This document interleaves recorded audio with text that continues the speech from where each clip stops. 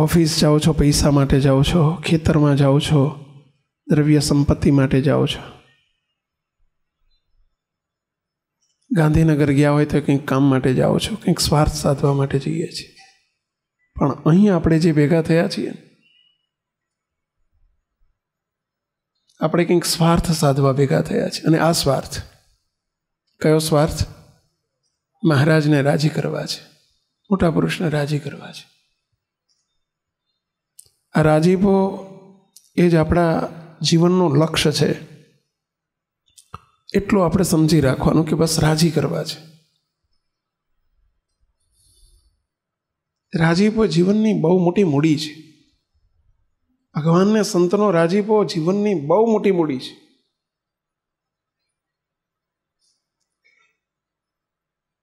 કરોડોની સંપત્તિ પણ એની તોલે ન આવી શકે. વિશ્વની મહાન સત્તા પણ રાજીપાની તોલે ક્યારેય ન આવી શકે. અને આ સત્સંગમાં પહેલો જ લક્ષ્ય ભગવાન પાસે જવાનો, મંદિર જવાનો, દર્શન કરવાનો, સંતો પાસે જવાનો, સત્સંગમાં બેસવાનો આપણા સૌનો ફિક્સ ગોલ હોવો જોઈએ કે આપણે બધું શું કરવા માટે કરીએ છીએ? બસ રાજી કરવા. કાંઈ જોતું નથી. ભગવાનને એક જ પ્રાર્થના કરવી, સંતોને એક જ પ્રાર્થના કરવી, દયાળુ અમારે કશું જોતું નથી, બસ આપણા અંતરનો રાજીપો આપો. રાજીપાના બે પ્રકાર છે, એક બાહ્ય રાજીપો અને એક અંતરનો રાજીપો. બહારનો રાજીપો તો સંતોને આપવો જ પડે, એ તો એ વેચવા માટે ટેવાયેલા છે, પણ આપવો પડે. અને પેલો અંદરનો રાજીપો, અંતરનો રાજીપો આપે.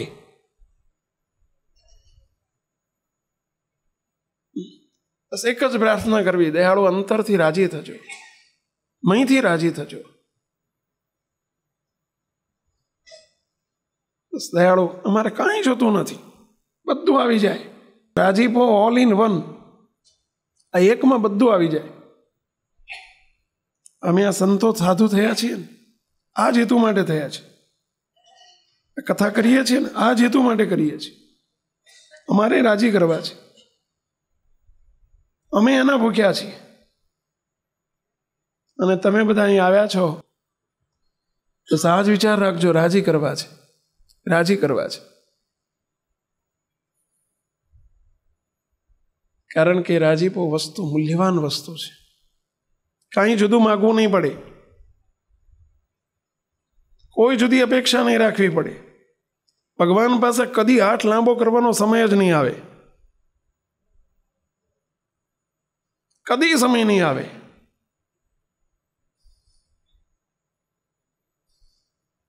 અમારે ગુરુકુળ ચાલે છે ત્યાં સ્વામિનારાયણ ધામ ઉપર. એક વિદ્યાર્થીએ મને પૂછ્યું, 10મા ધોરણનો વિદ્યાર્થી હતો, મને કે સ્વામી, ભગવાનને ભગવાનના સંત રાજી થાય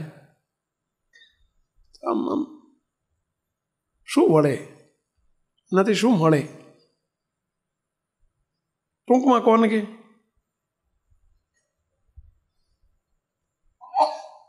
એને એટલું જ કહ્યું, જો ભાઈ, જેની પર ભગવાનને ભગવાનના મોટા સંત રાજી થાય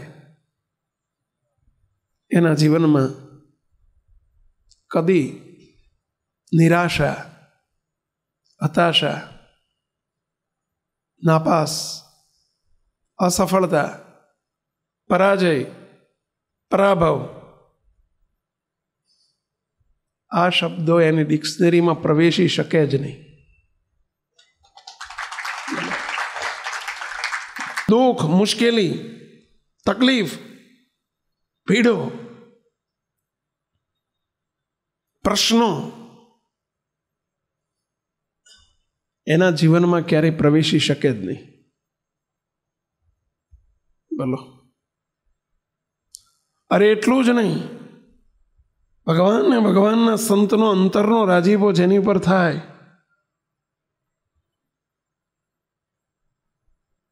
મુક્ત ઊંધું નાખે ને હવળું પડે. અંધારામાં હાથ નાખે તો એ સફળતા જ એની મળે, એને સફળતા જ મળે.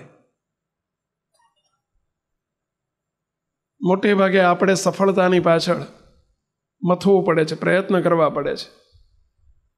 ભગવાનને સંતનો રાજીપો થાય, સફળતા એની પાછળ પાછળ ફરે.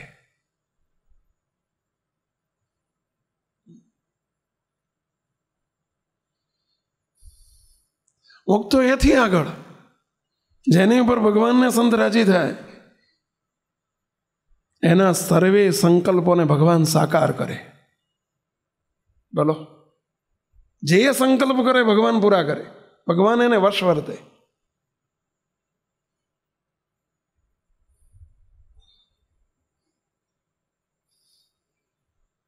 અને એથી આગળ ભગવાનને ભગવાનના સંતનો અંતરનો રાજીપો જેની પર થાય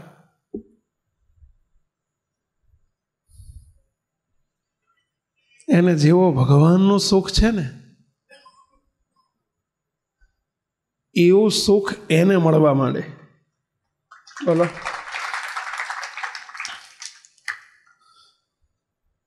એ તો બહુ ઊંચી વાત છે, આપણે તો એને સમજી જ ના શકીએ. કારણ કે આપણે લાડવાનું સુખ જોયું છે, બુંદીનું જોયું છે, મોહનથાળનું જોયું છે, ભજીયાનું જોયું છે, ગોટાનું જોયું છે, પણ ભગવાનનું સુખ આપણે અનુભવ્યું નથી ને, એટલે એ આપણે ખબર ના પડે. પછી આપણી કેપેસિટી બહારની વાત છે. આપણે તો ગાડીનું સુખ ભાળ્યું છે, એ મળે એટલે આપણને એમ થાય કે હા તો રાજી. બંગલાનું સુખ જોયું છે, એ મળવું જોઈએ આપણને. આ લોકની વૈભવ ને પૈસા ને સંપત્તિ ને માન મોટપને એ તો બધું ઠીક છે. હવે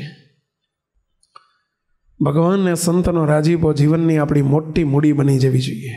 ભક્તો, બસ એક જ પ્રાર્થના કરવાની, દયાળુ અમારી પર સદાય રાજી રહેજો.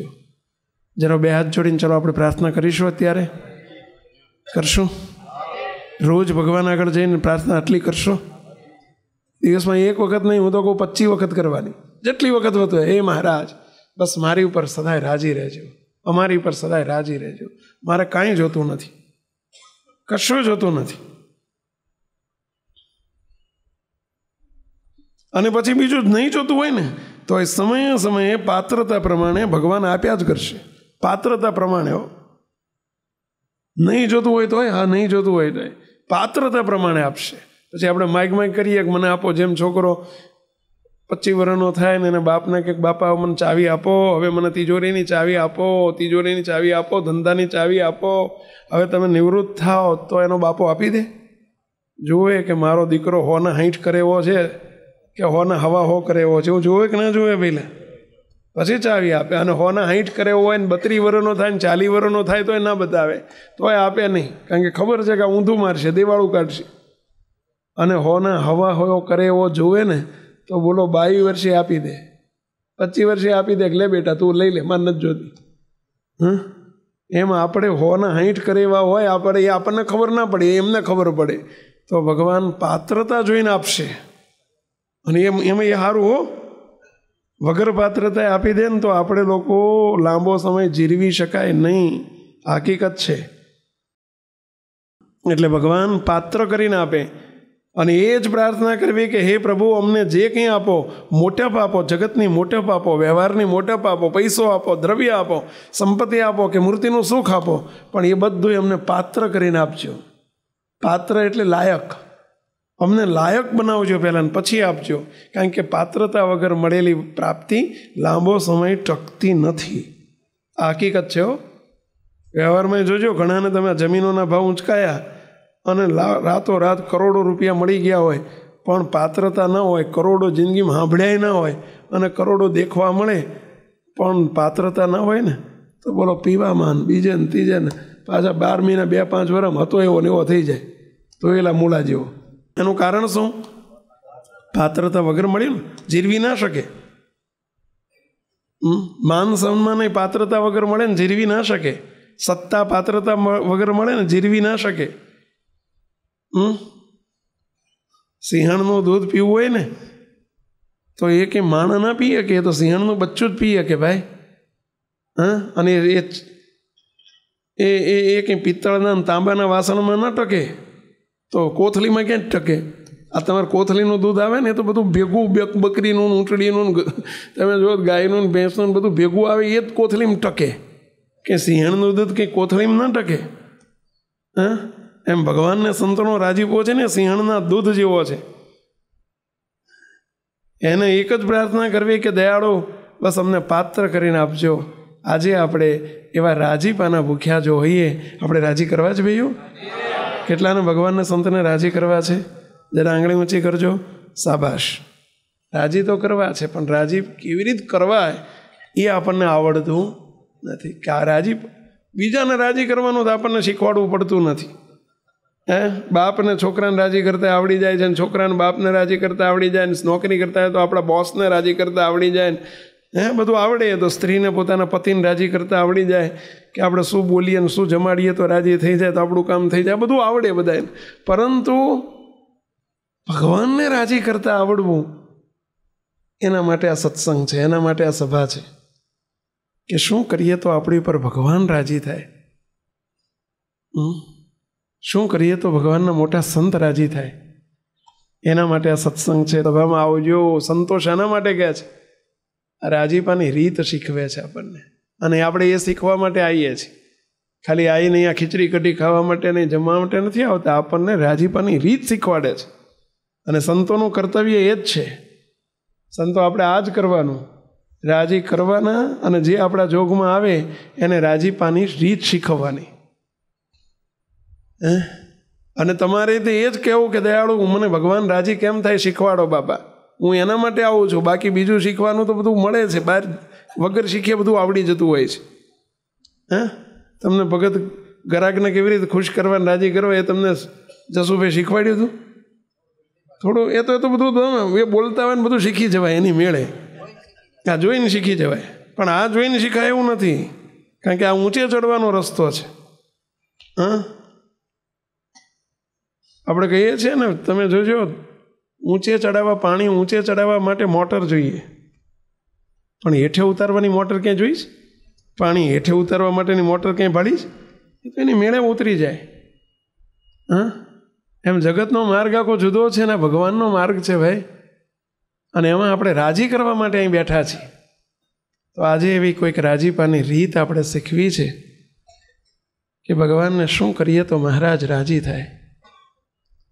મુક્તો આપણે બધી તૈયારી કરીએ છીએ, પરંતુ આ દેહનો કોઈ નિર્ધાર નથી. છે આ શરીરનો કોઈ નિર્ધાર છે? તમને કોઈને ખબર હોય તો મને કહેજો, આંગળી ઊંચી કરજો કે હમણાં 2 કલાક પછી શું થવાનું છે. એવી કોઈને ખબર હોય તો આંગળી ઊંચી કરજો. આદરેલા અધૂરા રહી જાય ભાઈ. આપણે ગમે એટલા આદરેલા મનોરથો પૂર્યા હોય ને, આમ કરવું છે ને આમ કરવું છે ને તેમ કરવું છે ને હજુ એક દુકાન કરી છે ને બીજી કરવી છે ને આ કરવું છે ને તે. અરે ભાઈ, આદરેલા અધૂરા રહી જાય. આ દેહનો કોઈ નિર્ધાર નથી. દેહ ક્ષણભંગુર છે, નાશવંત છે. ક્યારે શું થશે એની કાંઈ ખબર નથી. સ્વામિનારાયણ ભગવાન એટલે બોલ્યા છે વચનામૃતની અંદર, છેલ્લાનું 30મું વચનામૃત, શ્રીજી મહારાજ કે ભગવાનના ભક્તએ 5 વાતોનું નિરંતર અનુસંધાન રાખવું.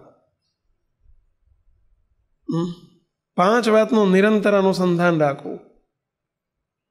1, એમાં આપણે આજે 3 વાતો જોવી છે. રાજીપાની 5 વાતો કીધી છે, એમાં 3 વાતો આજે આપણે થોડીક જોઈએ, થોડો ચંચુપાત કરીએ. બાકી તો એકે પતે એવું નથી, કારણ કે આપણે બધું કાચું જ છે. હજુ વર્ષોથી સત્સંગ કરતા હોય તો બધું અનુસંધાન રહે છે નિરંતર. સ્ત્રીનું અનુસંધાન રહે, પૈસાનું અનુસંધાન રહે, શું કેટલું મેળવ્યું ને કેટલું મેળવવું છે, કેટલું જોયું ને કેટલું જોવું છે, એ બધાયનું અનુસંધાન રહે છે.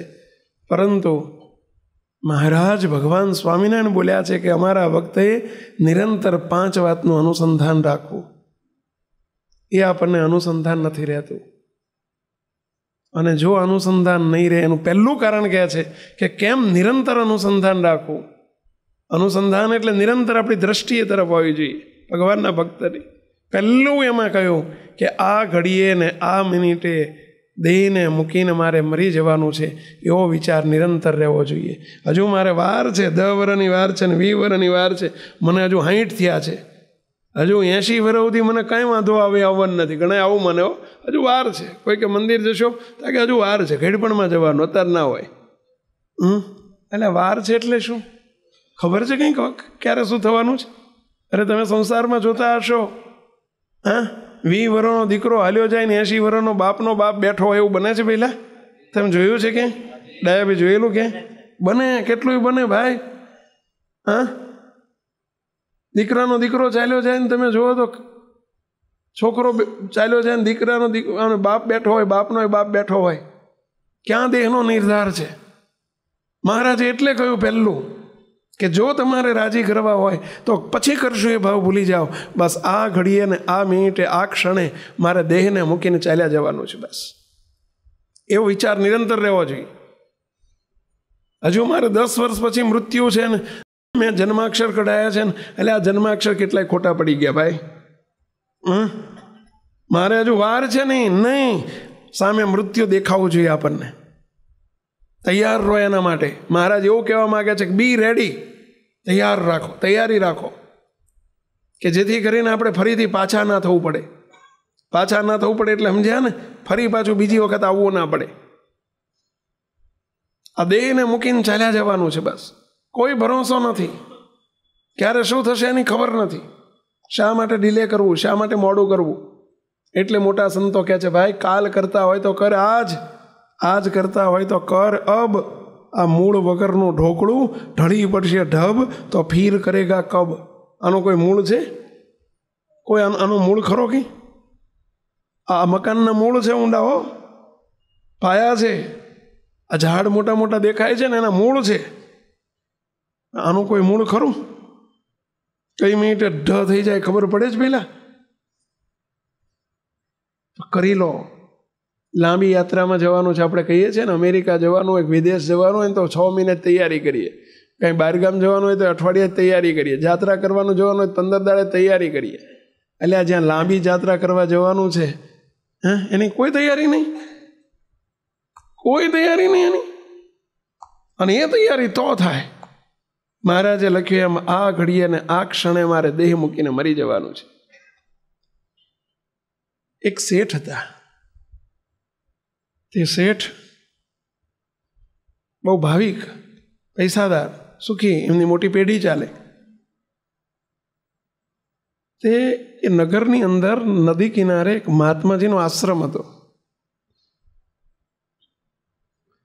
તે મહાત્માજી પાસે તો રોજ જાય અને બહુ મહાન સંત હતા, દર્શન કરવા જાય.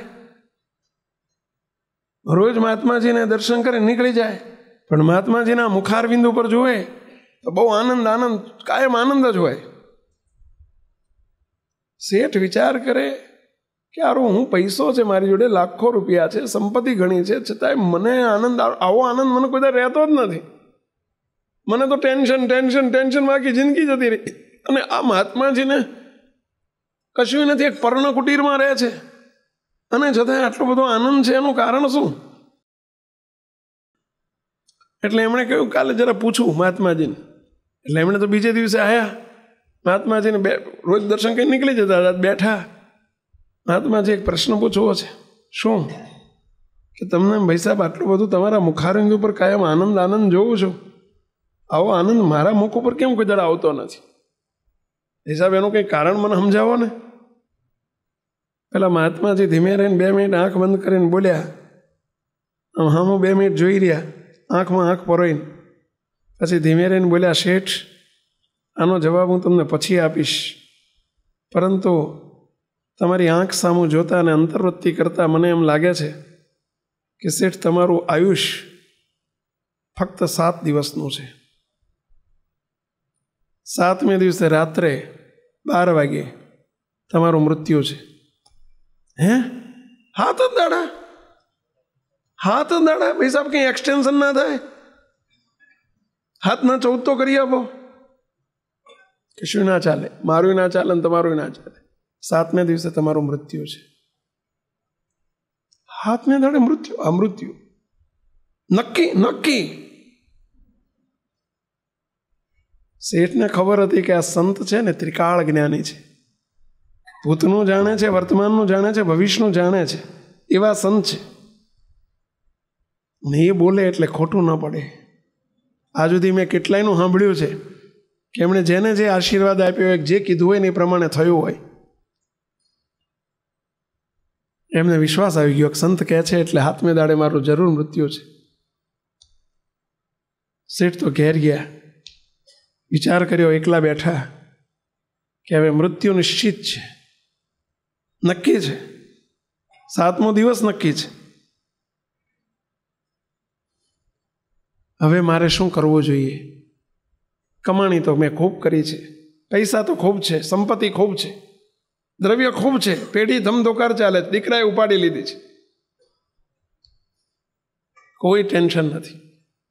તો હવે હાથ રાડામાં મારે કંઈક દાન ધર્મ બીજું ત્રીજું સારા કર્મો સારી મારે કંઈક પાછા વળી જવું જોઈએ. એટલે એમણે શું કર્યું, 7 દિવસમાં રોજ 2-3 કલાક બાયણું બંધ કરીને બેસી જાય. બધાને કહી દીધું કે હવે હું 7 જ દિવસ છું. બીજા દિવસથી એમણે દાન ને પુણ્ય ને ધર્મ ને ભગવાનનું ભજન ને ભક્તિને ચાલુ કરી દીધું. બધું હતું.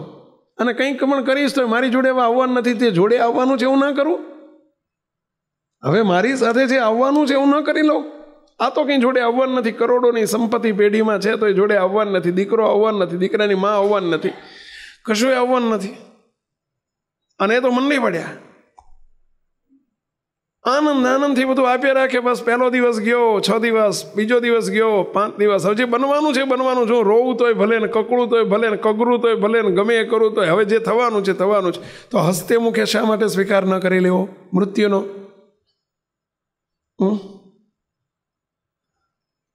સામે પેલું મૃત્યુ દેખાવા માંડ્યું. ત્રીજો દિવસ, બીજો દિવસ, 1 દિવસ બાકી રહ્યો. આખો દિવસ બસ પ્રભુ સ્મરણ કરે, ભક્તિ કરે, પાછા વળી ગયા, દાન ધર્મ કરે, સંતોની સેવા કરે. બધા આવે અને ખૂબ કોઈની પર ગુસ્સે ના થાય, ક્રોધ ન કરે, રાજી કરે બધાને. કારણ કે ખબર છે કે હવે મારે 1 દાડો રહેવું, 2 દાડા રહેવું, ને હવે શા માટે હું નકામો કોઈની પર માથાકૂટ કરું. જોજો તમે ટીચર તરીકે નોકરી કરતા હોય ને, આચાર્યની નોકરી હોય, પ્રિન્સિપાલ તરીકે ક્યાંક નોકરી કરતા હોય સ્કૂલમાં, અને ખબર પડે કે મહિના પછી બદલી જાય, તમે બધાને ખુશ જ કરો કે ભાઈ નરક હવે આ સુધી હું ખીજાણો પણ હવે મહિનો તો બધાને ખુશ કરું. સ્વાભાવિક છે કે થોડી ખુશી કરવાનો આનંદ બધાને રાજી કરે, સ્વાભાવિક છે. એમ આને તો બધાને ખુશ કર્યા, બધાને જે આપવું તો આપી દીધું, બધું કરી નાખ્યું. ભગવાનનું ભજન ભક્તિ પોતાની મૂડી ભેગી કરી. રાતનો સમય, રાતના 12 વાગ્યા, રાહ જુએ છે બધાએ, હગાવાલાને બોલાવી લીધેલા, અને પ્રભુ સ્મરણ કરતાં કરતાં 12 વાગ્યા, રાતનો 1 વાગ્યો, 2 વાગ્યા. બીજે દાડ સવાર પડ્યું. વિચાર થયો કે મહાત્માજી કોઈ દિવસ ખોટા પડે નહીં. અને આજે આ મહાત્માજી બોલ્યા પણ થતું નથી, થયું નહીં. રાતે 12 વાગ્યા સુધી તમારું મૃત્યુ છે ને આજે દિવસ બદલાઈ ગયો તો એ કંઈ થયું નહીં, સવાર પડી ગઈ. એ તો સવારમાં મહાત્માજી જોડે ગયા. મહાત્માજી આપે કહ્યું તો કોઈ દિવસ આપનું વેણ ખોટું પડે નહીં, ને ભાઈ સાહેબ શું થયું કંઈ ખબર ના પડી. મહાત્માજી પૂછે છે, તમે 7 દિવસમાં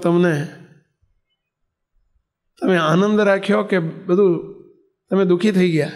અરે શાનું દુઃખ કે જે થવાનું જ છે, સ્વીકારી લેવાનું. સહર્ષ મૃત્યુને સ્વીકારી લીધા શીખવાનું હોય એવું મેં તમારી કથામાંથી સાંભળેલું છે, પ્રેક્ટિકલ કર્યું. જે મારે કરવું હતું મારી મૂડી મેં ભેગી કરી લીધી 7 દિવસ દરમિયાન. કે આવું કેમ થયું? કે મને ખબર પડી ગઈ ને 7 દિવસ પછી મારું મૃત્યુ છે, એટલે હવે હું મારી મૂડી ભેગી કરી ના લઉં. શું કરવા આ બધી બીજાની જફા ઊભી કરું?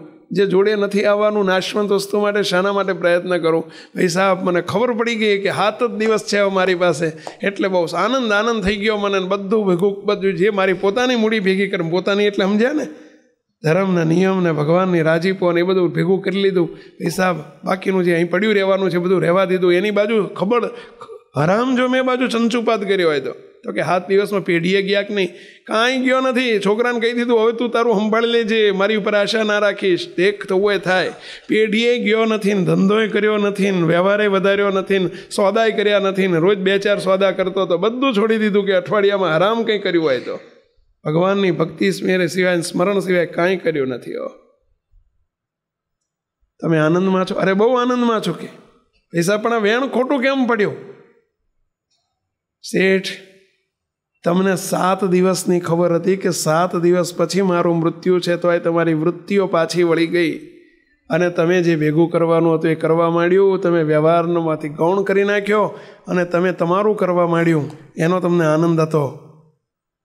બસ મને તો તમને હાથ દાડા પછીની ખબર પડી. હું તો એમ જ માનું છું કે હમણાં મારું મૃત્યુ છે, અડધો કલાક પછી જ મારું મૃત્યુ છે. અને એટલે હું શું કરવા બાકી રાખું? મારી મૂડી ભેગી કરીને આનંદમાં ના રહું? હું એટલે આટલો બધો આનંદમાં છું. તમે મને પ્રશ્ન પૂછ્યો હતો ને કે તમે આટલા બધા આનંદમાં કેમ છો? આ વાયદાના વેપારમાં બધું બગડે છે, બીજાનું કરવામાં પોતાનું રહી જાય છે. સમજ્યા? હજુ વાર છે, વાર છે, વાર છે. નહીં, કશી જ વાર નથી. મેં નક્કી કર્યું છે કે મારું મૃત્યુ અડધો કલાક પછી જ છે. તમને હાથ દાડા પછીની ખબર પડી તો એ તમે પાછા વળી ગયા. હું અડધો કલાક પછી જ માનું છું કે અડધો જ કલાક પછી મારું મૃત્યુ છે. એટલે મારી વૃત્તિઓ પાછી વળેલી રહે છે અને હું અંતર સન્મુખ થઈ ગયો છું અને એટલે મને એનો આનંદ છે. તમે બહિર્મુખી હતા પણ હાથ દાડાની ખબર પડી તો અંતર સન્મુખ થઈ ગયા કે નહીં? પાછા વળી ગયા કે નહીં? એનો તમને આનંદ થયો ને? બસ મને સદાય આનંદમાં રહું છું. મને કાલની ચિંતા જ નથી ને કે કાલ શું થશે. મને જ ખબર નથી કાલ પડવાની છે. હું શું કરવા કાલની ચિંતા કરું? હે, શા માટે હું કરું? ધ્યાન રાખજો, આપણે બધાએ તે આ ચિંતા નથી કરતા ને એની ઉપાધિ છે. હા, આ પેલું નક્કી કરો, ભગવાનનો ભક્ત હંમેશા બસ આ ઘડીએ ને આ મિનિટે જ મારે દેહ મૂકીને ચાલ્યા જવાનું છે. આ વિચારી રાખજો બધા. આ ખાલી વાતો સાંભળવા માટે ભેગા નથી થયા. ઓઝા સાહેબ, સાચું છે ને આ બધું? હે, બસ આટલું નક્કી રાખજો કે બસ આપણે પણ આ શેઠ માટે વાત નથી, આપણા માટે વાત છે, બધા માટે. ભગવાનને જો રાજી કરવા હોય તો વાયદાનો વેપાર પછી કરશું એમ નહીં. અંતર્મુખી થાવ, પાત પોતાનું કરી લો, આપણે આપણું કરી લો. આખી દુનિયાનું કરવા જઈશું ને આપણું રહી જશે. જો એક વાત સમજી રાખો મુક્તો, આ દુનિયામાં કોઈના વગર કશું અટકવાનું નથી. આપણે માનતા હોઈએ ને કે મારા વગર અટકી જાય, મોટા મોટું આપણું અભિમાન છે, અહંકાર છે. બાકી કાંઈ અટકતું નથી સંસારમાં. કાંઈ કોઈના વગર અટક્યું નથી ને અટકવાનું નથી. હા, તમને પ્રશ્ન પૂછું, મા બાપે દીકરીના લગ્ન લીધા હોય અને 4મી તારીખ થઈ, 8મી તારીખે લગ્ન હોય, દાખલો આપું છું, અને 5મી સવારના પોરમાં મા બાપ બે મૃત્યુ પામી જાય. હું તમને પ્રશ્ન પૂછું, દીકરી 2 દાડા પહેલાં જ મા બાપ જતા રહ્યા, દીકરી આખી જિંદગી કુંવારી રહી જાય કે ના રહી જાય? પેલા આખી જિંદગી કુંવારી જ રહે ને. એટલે 15 દાડા, 2 મહિના, 4 મહિના મોડું થાય પણ કોઈ કુંવારી ના રહે. એના લગ્ન થવાના, એ સાસરે જવાની. કાંઈ અધૂરું નહીં રહે. મા બાપ વગર દીકરી ના પરણે, એટલે દીકરી પરણે ને દીકરોય પરણે. સાચી વાત છે. ઘર તમારું મકાન બનાવવાનું ચાલુ રાખ્યું અને મકાન બનાવતા બનાવતા અડધું કામ રહ્યું, 2 ધાબા ભર્યા હતા ને 3જું ધાબું ભરવાનું રહી ગયું, કદાચ દેહ પડી ગયો તો મકાનનું 3જું ધાબું ભરાશે જ નહીં ના? તમારા વગર ના ભરાય ને. એટલે આ 3જું ધાબું ભરી જશે ને તમારો છોકરો કમાશે તો હાથ માળનું કરશે. સાચી વાત છે. પહેલાં ખોટું અજ્ઞાન છે કે મારા વગર શું થશે એમ. એ આપણું અભિમાન છે, અહંકાર છે કે મારા વગર શું થશે. કશું આ દુનિયામાં કોઈના વગર કંઈ અટક્યું નથી ને કોઈના વગર અટકતું નથી. અહંકાર છોડો આપણો અને આપણે આપણું કરી લો. બધા કામ અધૂરા રહેલા કામ પાછળ પૂરા થશે અને પૂરા કરનારા મળશે. કોઈ પણ કામ અધૂરું કામ હશે ને પાછળ પૂરું કરનારું મળશે. કદાચ આપણે વચ્ચેથી નીકળી જઈશું તો, પરંતુ આપણું કામ અધૂરું રહી જશે, આપણું પોતાનું. એ કામ કોણ આપણા વતી કરશે? કહો, કોઈ નહીં કરે. હો, ભજન અને ભોજન તો જાતે જ કરવું પડે. એ કોઈના વતી ના કરી શકે. આ 2 વસ્તુ છે ને, કોઈના વતી કોઈ ના કરી શકે. કઈ 2 વસ્તુ? ભજન અને બીજું શું? ભોજન. સાંભળો જ ભગત, આ તમે ભજન કરો એ તો પપ્પા આવે તો પપ્પાને જ મળે, તમારા ખાતામાં કશું જમા ના થાય.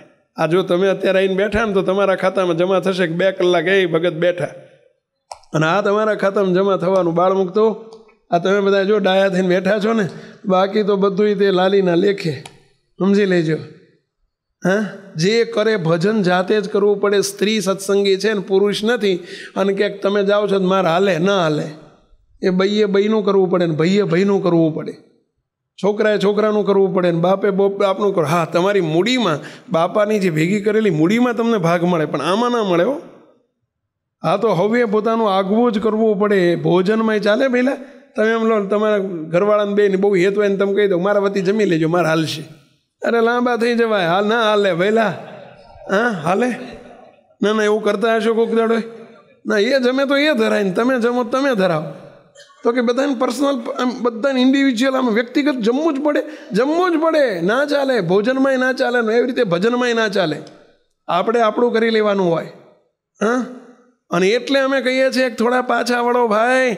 ક્યાં સુધી એ મોટા તમે કેટલા તમે જુઓ તો મોટા અભરખા સેવીને આપણે આ કરી લેવું છે ને આ કરી લેવું છે ને આ કરી લેવું છે ને આ કરી લેવું છે ને. એટલે કોઈ દાડો કોઈના અભરખા પૂરા થયા નથી. માણસ જાણે મેં કર્યું પણ કરતલ દૂજો કોઈ આદરેલા અધૂરા રહે. અને હરી કરેસો હોય ભાઈ, હરી કરેસો હોય. સાચું કે નહીં પહેલાં? આપણે નકામાં આદુ ખાઈને મંડ્યા છીએ. હો, આટલું આમ કરી લેવું છે ને આ કર્યું છે ને આ કરવું છે ને આ જોયું છે ને આ જોવું છે. બધા અભરખા મૂકીને એક વિચાર ભગવાનના ભક્તને નિરંતર રહેવો જોઈએ. કયો વિચાર? આ ઘડીએ અને આ મિનિટે જ મારે મૂર્તિના સુખમાં પહોંચવાનું છે. શબ્દો લખ્યા છે મરી જવું છે, પણ આપણા માટે કયો શબ્દ હોય? ધામમાં જવું છે, મૂર્તિના સુખમાં પહોંચવું છે. બસ મારે હવે વાયદાનો વેપાર રાખવો નથી. કાલ કરીશ ને, પમદી કરીશ ને, પછી કરીશ ને, સમજ્યા, 5 વર્ષ પછી કરીશ ને, 12 મહિના પછી કરીશ ને. કોઈ દિવસ આવો વિચાર ના કરશો. ભગવાનનું કામ સત્વરે કરતા શીખો. દિવસો ઉપર દિવસો ચાલ્યા જાય છે, આપણી આવરદા ઓછી થતી જાય છે. પહેલાં બાપ જાણે કે મારો દીકરો મોટો થાય છે, અને કાળ જાણે કે મારો કોળિયો તૈયાર થાય છે. સાચી વાત છે ને પહેલાં? આપણા દિવસો કપાતા જાય ભાઈ. અને એમાં શા માટે વાયદો કરવો? પહેલાંના જમાનામાં કેલેન્ડર નહોતા આવતા, પહેલાં ડટ્ટા આવતા હતા. ડટ્ટાવાળા કેલેન્ડર આવતા, ખબર છે? તમે હમણાં સુધી વાપર્યા છે, અને હજુ મને લાગે આવતા તો હશે, પણ બહુ ઓછું પ્રમાણ થઈ ગયું. હવે પેલા તારીખિયાવાળા થઈ ગયા ને, પેલા ઓલો ડટ્ટો ક્યાં રોજ ફાડવાની માથા કૂટ્યા, બધા આળસુ થઈ ગયા ને આપણે બધા, એટલે ડટ્ટા જતા રહ્યા. સમજ્યા? પણ એ ડટ્ટાવાળા કેલેન્ડરમાં જોજો, હવાર પડે એટલે ગરદણી શું કરે ખબર છે? એક પાનિયું ફાડી નાખે, ફાડીને કચરા પેટીમાં નાખી દે. અરે ભાઈ, આ પાનિયું ફાડીને ત્યાં કચરા પેટીમાં ના નાખ્યું, તારા જીવનનો કિંમતી દિવસ તે કચરા પેટીમાં નાખી દીધો. ભાન પડે છે? આપણા જીવનના કિંમતી દિવસો છે ભાઈ, કિંમતી ક્ષણો છે આ બધી. શા માટે આપણે એને વેડફી નાખીએ છીએ? આપણને ભાન નથી કે શું જોડે આવવાનું છે ને શું જે નાશવંત છે એના માટે કેવા પ્રયત્ન કરીએ છીએ. આ મનુષ્ય દેહ શાના માટે મળ્યો છે? આ સત્સંગ શાના માટે મળ્યો છે? આવા સંત ભગવાન શાના માટે મળ્યા? આવા સત્પુરુષ શાના માટે મળ્યા છે? જરા પાછા વળો, વિચારો જરા. અને જે આપણું કરી લો, આખી દુનિયાનું કરવા જઈશું ને આપણું રહી જશે અધૂરું. કોઈ પૂરું નહીં કરે, આપણે જ આપણું કરવું પડશે. અને વાયદાનો વેપાર ના રાખો, સત્વરે કરતા શીખો. મોટા સંતો એટલે કીધું છે ભાઈ, ભવસાગરમાં ભક્તિ હરીની ઉગરવાનો આરોજી, એવી ના ઉપાધિ સર્વે વેઠ તરીકે ધારોજી. શા માટે આપણે વેઠ કરીએ છીએ? આ બધી વેઠ છે જગતની. પોતાનું આપણે ભલે કરવું પડે, ભગવાને જવાબદારી સોંપી છે, દીકરા દીકરીઓ બીજું ત્રીજું એમને પરણાવવા પડે, ભણાવવા પડે, બધું કરવું પડે, આપણી ફરજ છે. અમે એમ નથી કહેતા કે ફરજ છોડીને તમે ભાગી જાઓ, કે સાધુ થઈને અહીંયા બાવાથી નીકળી જાઓ, એવું અમે નથી કહેતા. પરંતુ એટલું તો વિચાર કરજો કે મારે બધાયનું કરવાનું, પણ મારું તો કરવાનું રહી જતું નથી ને. મારું પોતાનું શું? જે મારી જોડે આવવાનું છે મૂડી તો ભેગી કરવાનો વિચાર થોડો કરો અને થોડો રાખો. હું સમાજ સેવા કરું છું, કુટુંબની સેવા કરું છું, પરિવારની સેવા કરું છું, ભલે જરૂર કરો, અમારો કોઈ વિરોધ નથી એની સામે. પરંતુ પોતાનું જે પોતાનું આત્માનું તો કંઈક કરો. આ દેહ મૂકીને ચાલ્યા જવું પડશે ને પછી ફરી પાછી જન્મ મરણની ભવાબ્દી ચાલુ થઈ જશે ભાઈ. અને ફરી પાછું ચક્કર આખું ચાલુ થઈ જશે. માટે પાછા વળો. સ્વામિનારાયણ ભગવાને રાજી કરવાનો પહેલો ઉપાય આ બતાવ્યો કે ભગવાનના ભક્તને નિરંતર અનુસંધાન રહેવું જોઈએ. પેલા શેઠને જેમ 8 દાડાની ખબર પડીને જેમ મંડી પડ્યા, એમાં આપણને 8 દાડાની શું 8 મિનિટની ક્યાં ખબર છે? છાનામાના મંડી પડો અહીંયા તો કંઈક મેળ આવશે ને હરખું આવશે ભાઈ. આ એક પહેલો રાજીપાનો વિચાર. બીજો મુક્તો, ભગવાન વિના મહારાજે એમાં 5 અનુસંધાન કીધા છે. એમાં મારે અહીં હેત છે નહીં નથી એવો સરવાળો કાઢ્યા કરો કે ભગવાન વિના બીજે વાસના તો રહી જતી નથી ને. આ તો આપણને તપાસતા આવડતું નથી. મહારાજ છેલ્લાના 30મા વતનામૃતમાં બીજું અનુસંધાન આ કહે છે કે ભગવાન વિના મારે બીજે ક્યાંય હેત તો રહી જતું નથી ને, બીજે ક્યાંય વાસના તો રહી જતી નથી ને. વાસના કહો, હેત કહો, પ્રીતિ કહો, સ્નેહ કહો, ભગવાન વિના ક્યાંય રહી જતું નથી ને. હવે તપાસવા જાઓ ને તો ખરેખર ભગવાનમાં જ નથી, બાકી બધે છે. હા, ભગવાનમાં જ હેત નથી. અને ભગવાનમાં હેત હોય તો એના લક્ષણ જુદા હોય ભાઈ. એ ભગવાન વગર રહી ના કે જેમ આપણે પૈસામાં હેત છે, પૈસા વગર નથી રહી શકતા. ખાવામાં હેત છે, ખાધા વગર નથી રહી શકતા. હા, પહેરવા ઓઢવામાં હેત છે, એટલે આપણે સારું સારું પહેરવા ઓઢ્યા વગર રહી નથી શકતા. એમાં જ હેત છે, એમાં જ પ્રીતિ છે. હા, પરંતુ ભગવાન એમ કહે છે, ભગવાનના ભક્તને આ વિચાર આવવો જોઈએ, નિરંતર અનુસંધાન રહેવું જોઈએ કે મને ક્યાંય ભગવાન વિના રખે ને બીજે હેત ના રહી જાય, બીજે વાસના ના રહી જાય. મુક્તો વાસના કોને કહેવાય? થોડીક આપણે સમજવાનો પ્રયત્ન કરીએ. આપણને જગતના જીવની પેટે ખબર જ નથી કે આ વાસના કહેવાય, આને હેત કહેવાય. આ તો હોય જ ને, સંસારમાં છીએ, આ તો હોય જ ને. અરે ભાઈ, એ હોય, પરંતુ વિચાર રાખવાનો, બધાને કાઢી નહીં મૂકવાના, પરંતુ જરા છેટું રાખવાનું, નહીંતર શું દશા થાય. મહારાજે વચનામૃતની અંદર ભગવાન સ્વામિનારાયણે બીજા ભાગમાં છેલ્લાનું 17મું વચનામૃત આવે છે. મહારાજ કે આ વાત બહુ ચમત્કારી છે. ભરતજીનું આખ્યાન આવે છે. શોર્ટમાં મહારાજે સહેજ નિર્દેશ કર્યો છે. ભરતખંડ જેના નામ ઉપર ભારત દેશ પડ્યો એ ભરત રાજા હતા. ભરત રાજા. અને ભરત રાજાના નામ ઉપર આ ભારત દેશ પડેલો. ઋષભદેવજીને 100 પુત્રો હતા. 100માંથી એમણે 99ને પોતે વૈરાગ કરાયેલો અને એક ભરતજીને પોતાની જાતે વૈરાગ થયેલો. 100માંથી 99ને વૈરાગ કરાવીને મોકલી દીધેલા, કાંઈ માલ નથી આમાં. પણ ભરતજીને પછી રાજ મળ્યું અને એમને એમ થયું કે આ હું જેના માટે મથું છું, રાજ પડ્યું રહેશે, સંપત્તિ પડી રહેશે. અને એમને આ વિચાર આવ્યો, મારે જે ભેગું કરવાનું છે, મારી પોતાની મૂડી એ મારે ભેગી કરવી જોઈએ.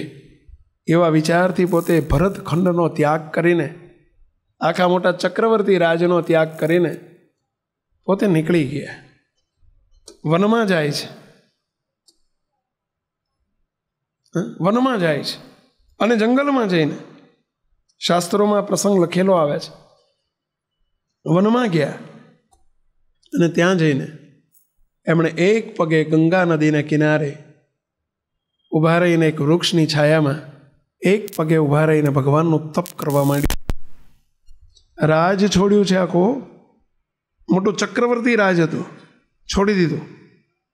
આખા ભારતના મોટા રાજા હતા. એક પર્ણ કુટીરમાં, એક ઝૂંપડીમાં રહે છે, સાધુના વેશમાં છે. અને એમાં તપ કરતા કરતા એક દિવસ એમણે નજરે જોયું એક દ્રશ્ય. એક હરણ, મૃગ અને માદા મૃગ એટલે મૃગલી કહેવાય. અને મૃગલી એની પાછળ એક શિકારી એની પાછળ પડ્યો છે, એનો શિકાર કરવા માટે, મારવા માટે. આગળ હરણી પેલી મૃગલી ભાગી છે જીવ બચાવવા માટે, અને પાછળ પેલો શિકારી તીર કામઠા પહેલાના જમાનામાં રાખતા, તીર લઈને એને મારવા માટે પડ્યો છે.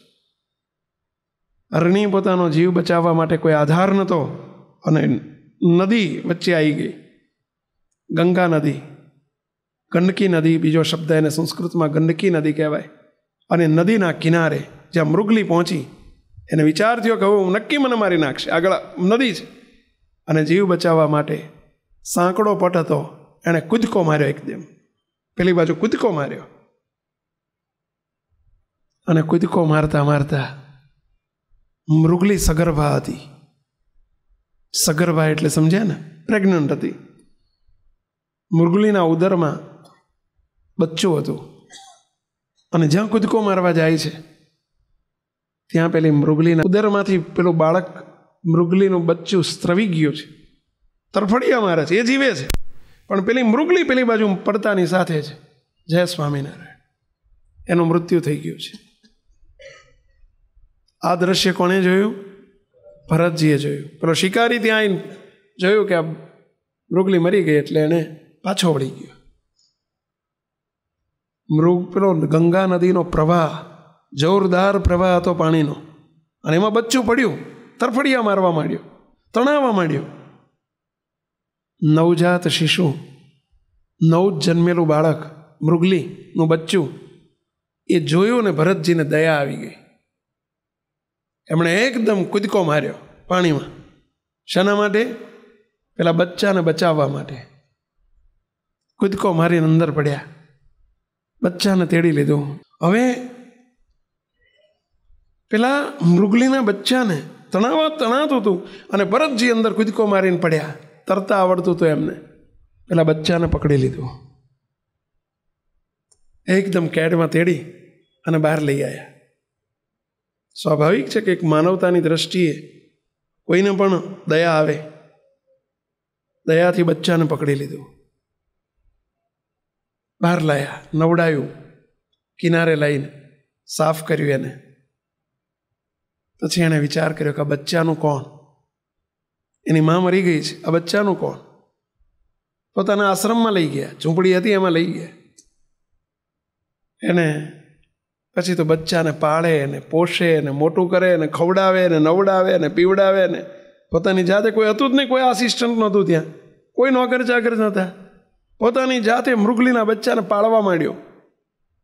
સમય મળે ત્યારે થોડું ઘણું ધ્યાન ભજન પાછા કરે અને બચ્ચાને પાળવામાં, પોષવામાં, મોટું કરવામાં, ખવડાવવામાં, પીવડાવવામાં એટલું બધું બચ્ચાની સાથે હેત થઈ ગયું, હેત બંધ થઈ ગયું. મારું બચ્ચું, મારું બચ્ચું, મારું બચ્ચું, મારું બચ્ચું થઈ ગયું. બચ્ચામાં મમત્વ થઈ ગયું, આ મારું બચ્ચું છે, મારું બચ્ચું છે. અને બચ્ચામાં એટલું બધું હેત થઈ ગયું, એટલું બધું હેત થઈ ગયું. ખવડાવી પીવડાવીને મોટું તો કર્યું, બચ્ચું મોટું થયું, 12 મહિનાનું થયું, મોટું થઈ ગયેલું. અને એક દિવસ બચ્ચું ચરવા માટે ગયું. રોજ એને ચરવા છોડતા હતા ને બચ્ચું ચરવા જંગલમાં ગયું અને આજે પાછું આવ્યું જ નહીં. આખી રાત મારું બચ્ચું ક્યાં ગયું, મારું બચ્ચું ક્યાં ગયું. હવાર પડી, ખોદવા નીકળ્યા. જેમ પેલો પાગલ માણસ થઈ જાય ને એમ મગજ પાગલ થઈ ગયું, બોલો. અને પાગલની જેમ આખા જંગલમાં ખોદવામાં નીકળ્યા. પણ બચ્ચું તો બીજા ટોળામાં ક્યાંક ભળી ગયેલું એટલે જતું રહેલું. ઘણું શોધ્યું પણ બચ્ચું મળ્યું નહીં.